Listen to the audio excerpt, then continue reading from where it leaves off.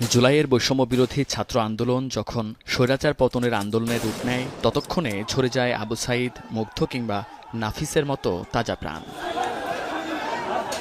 এরপর যখন আন্দোলন হয় অপ্রতিরোধ্য, বাধাহীন, তখন তা দমিয়ে ক্ষমতায় থাকতে নির্বিচারে গুলি চালানোর সিদ্ধান্ত নেয় কর্তৃত্ববাদী শেখ হাসিনা। পুলিশ, আনসার, র্যাব কিংবা বিজিবির বেহিসাবি বুলেটে খালি হয় শত শত মায়ের বুক। তবে ৫ আগস্ট গণঅভ্যুত্থান ও শেখ হাসিনার পালিয়ে যাওয়ার প্রায় ৪.৫ মাসেও অজানা ছিল শহীদের সংখ্যা।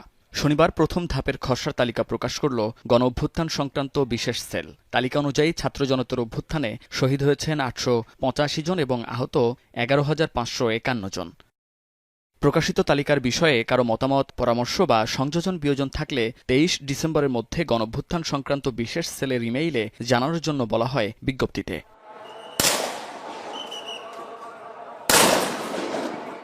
জুলাই আগস্টে গণহত্যার অগ্রণী ভূমিকায় শুরুতে নাম আসে পুলিশের।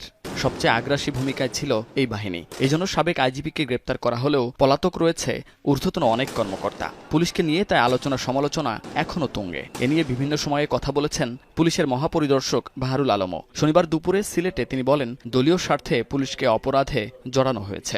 মানুষকে একটু আশ্বস্ত করেন যে আমরা নিরীহ কাউকে গ্রেফতার করব না, এবং কোনো অবস্থাতে যদি কখনো এরকম হয়ে যায় আমাদের একটু নজরে আনবেন। ১৫ বছরে আমরা দলীয় ভাবে আমাদের উপরে প্রভাব এত বেশি, কুপ্রভাব এত আসছে যে আমরা হেন অন্যায় নাই আমরা করি নাই। আপনারা জানেন, আমরাও জানি। পুলিশের সে সময়ের ভূমিকার জন্য দুঃখ প্রকাশ করেন পুলিশ মহাপরিদর্শক। কর্মস্পৃহাটা ফিরিয়ে আনা। মুন্নাফ রশিদ, এখন, ঢাকা।